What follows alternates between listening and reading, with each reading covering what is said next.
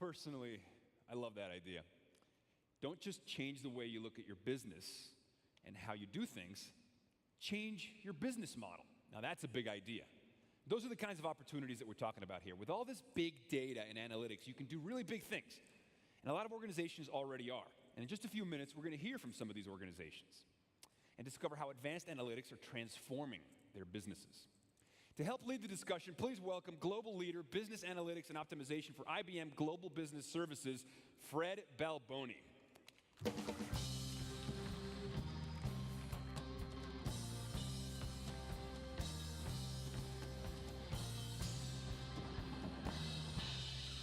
Well, good morning. You know, there's an old adage, and it goes like this. It's not what you know, but it's who you know. So I was thinking about that, and in the world of data, it's no longer what you know, but what you're going to do with what you know, and frankly, how fast you're going to do it. Now, in that telco example we just went through, they had 6 billion call detail records generated in a day. Think about that, 6 billion. That's big data. But think about that big data. That data was always there. They always collected it. They summarized it, and they archived it. So what's new in this example? Well, 2 things. First of all, using advanced technology to create insight on that data. And number 2, taking action on that insight.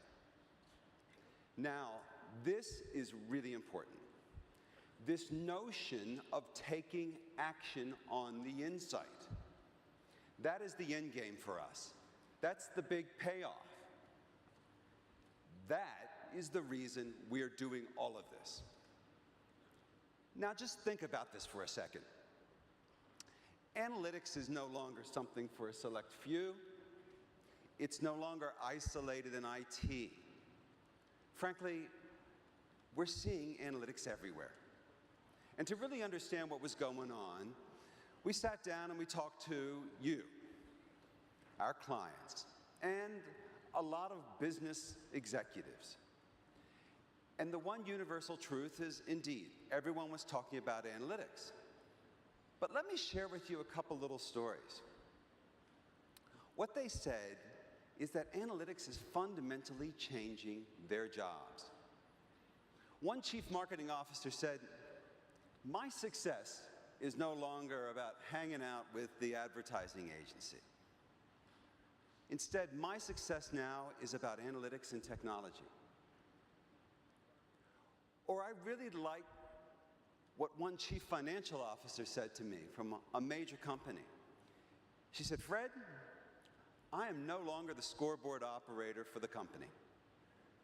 I've become the company's coach. And my job now is to make suggestions on the plays that we should be running." Pretty interesting stuff. And finally, and frankly most importantly, for the IT professional, yes, our job is still very much about technology. But more than ever, it's about creating new partnership models with the business. Now, you know, there's not one person in this audience that's not living this every single day. Our challenge is to transform our jobs and the way we operate and interact with the business so we can all deliver on this promise of analytics. So in this face of change, something very, very different, very positive, and frankly, something very optimistic is happening. I sense this emerging change where the real question is bigger than where is my biggest problem. The real question is, where are our greatest possibilities? And that is the opportunity. Now, this is really, really important. moving from your existing problems to creating your next greatest opportunity. That is a remarkable difference. And if you think about that, it creates unbelievable outcomes for your business. Now, we have a good fortune today to have two clients joining us. One leads this journey from the business side, and the other one leads it from the IT side. So please join me in welcoming to the stage from JP Morgan Chase, Senior Vice President and the Head of Customer Data and Analytics, Adam Braff. And from Thomson Reuters, the Global Head of Corporate Systems, Jerry Ho.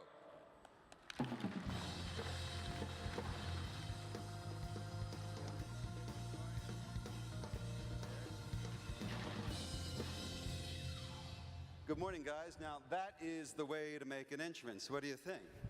That's how I roll. Hey, thanks so much for joining us. And Adam, let me start with you. But first, a little bit of background. JP Morgan Chase, as you probably know or may not know, is the largest bank in the U.S. They have over 60 million customers. And a little-known fact is that you guys are currently donating over 1,000 homes to wounded U.S. veterans. So, well done.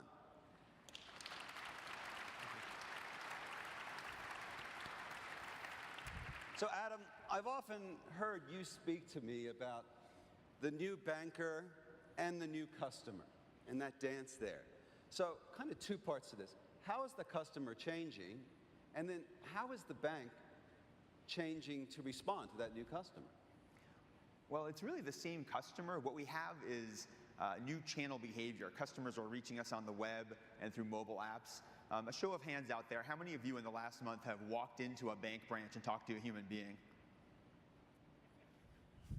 5 or 6 of you. And how many of you have written a paper check? Right, so just a handful. You plus my wife and her mother. So what we have is extremely different channel behavior, which has implications for how we reach out to customers and put them in the channels of their preference. At the same time, it's not so much that we have a new banker. What we have is a new regulator.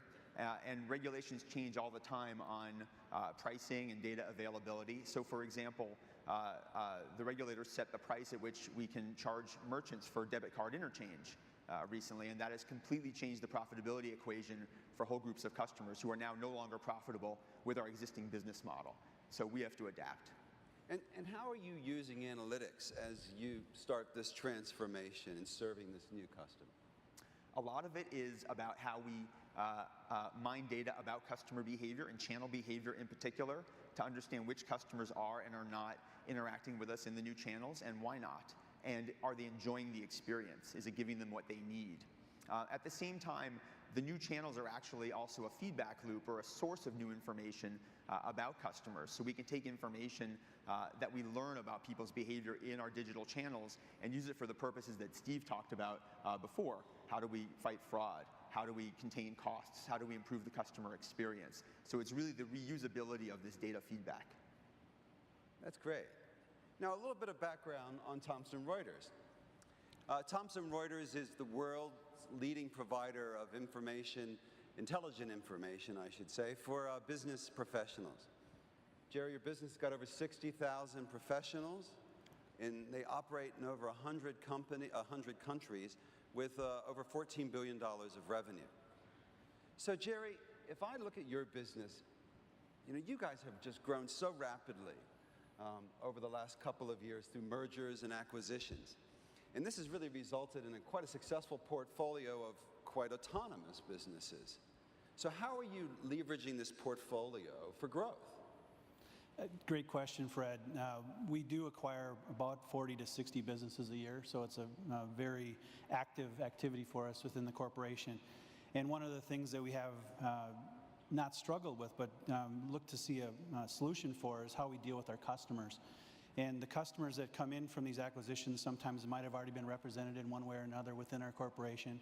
And we need to figure out how we can bring that together. So about a year ago, our CEO came up with a program called the Customer 100.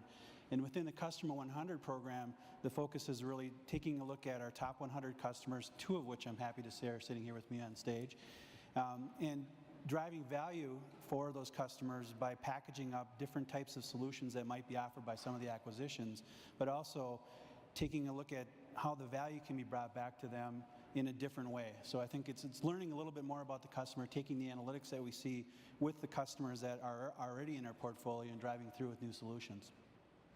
So Jerry, just like we asked Adam, how does analytics play a role in this caper? Yeah, well, for us, it starts with the customer. Like I said, we're in the process of establishing a customer master solution, which really is taking a look at the 360 viewpoint. And we heard a lot, or at least I heard a lot in the sessions I was in yesterday about customer centricity.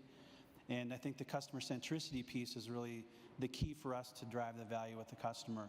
And with that, we've looked at how we can take analytics and use it as two main drivers. One is for revenue opportunities and driving cross-sells and upsells with the clients. And the other really is taking a look at how we can reduce our costs or total cost of ownership within our internal systems area. So with that program, we have initiated this year what we're calling a Scale 2020 program. And we're looking at how we can rationalize our system portfolio, and analytics plays a huge part in that. In taking a look at our application portfolio in the MIS world, where I sit, had roughly 900 applications a year ago. And through the utilization of analytics, we've driven that down to approximately 740 this year. So, and that's an effort over the next several years. We'll continue to rationalize our portfolio applications and drive it down to what we feel should be in the 300 to 400 range. That's great. So Adam, let's shift the conversation just a bit. We know that J.P. Morgan Chase has been doing a lot of really exciting stuff around analytics. Your IT department, your IT division is well regarded in the industry. How is the business adapting and becoming more analytically minded and taking advantage of these technologies to their fullest extent? Well, it's really similar to, I think, what Jerry was just talking about, extremely disparate data sources and taking information that we have from our own view into customer behavior and third parties and making a market between these types of data, some of which is big data, and making a market with different business uses. And that's an ever-evolving equation for us. At the same time, we need new ways of visualizing the data and new ways of making the information available in an interactive way to our senior executives who traditionally have relied on big, thick paper reports and now want to see everything on an iPad. So to the extent we can get visualization expertise to put data in a place and in a format that's useful for our execs, that requires new talent and new people and new skill sets. You're 100% right, Adam. I think one of the things that we've seen within our technology area is how we blend together the business and the technology aspects of it. And for us, it's about driving out value for our internal users. We've historically been an information provider that's done a lot of analytics externally. Now we need to bring that internally and internalize it for our own internal use. And one of the things we're doing with that is really looking at how we can put analytics in the hands of our internal users to provide more solutions for them and provide data in a more real-time fashion so that we can make better informed decisions on marketing and finance. One of the things that also came about recently in effort we're working with IBM is we have about 1,000 websites in our enterprise, and we took an effort with IBM about 6 weeks ago to go up to their Armonk facility and work with their web design team, which has been a fabulous experience for us. We brought together our CMOs from the various businesses that we have and talked through how we can take our portfolio of 1,000 websites and drive it down into a much more manageable platform. We learned a lot about IBM's analytics and what they use on their websites to drive through customer value, and I think that's something that we're going to leverage within our websites over the next few years. It was very cool, and it was a great session. Let's give some takeaways for the audience. So, your nuggets of wisdom. And I was thinking about, let's start with you, Adam, and ask the question, when you work with IT, what would you say are the three things that the business has got to get right? So what are the three get-rights that the business has got to make your relationship most effective with the IT part of the bank? Well, I think the first has to be a recognition of the changing regulatory environment and how it affects the data that we can use. So it's not just about regulations on the prices we can charge, but also the way in which the Federal Trade Commission is looking at whether we, all of us, will be able to use third-party web data or vendors who aggregate customer data. The rules are changing all the time, and so we need to have extreme flexibility on whether we can take data sets like that or come up with our own internal replacements by digging deeper into our own data. So that's the first thing. I would say the second thing, an implication of that is we need to have nimble research and development spaces. Out of our partnership with IT, we need to have a space where we can take the new data sets from outside, bring them in, put it next to our existing data, and analyze it to see if it helps us, or put new big data analytic tools on top of that. Speed to market is essential because there's so much volatility on both the supply and the demand side of that equation. And then a third thing I would say is once we've figured out what those attributes are that really add value to the business, what we need from our IT partners is the ability to deploy them quickly. So if we have an attribute that lets us tell if a customer is in the market for a mortgage, it doesn't do us much good if we can't deploy that until 2014. We need it now. So that's the partnership that we have with our IT folks, is to figure out how to make everything move faster. That's great. So now, Jerry, as a CIO, what would you say are the top 3 things that you got to get right when you work with the business? Yeah, well, I think, I can't say it's a whole lot different than what Adam said, but I will say that there are 3 things that we do focus on within the technology realm, and that's really establishing, for us, what the business drivers are, what the key value is for the proposition that we're bringing forward.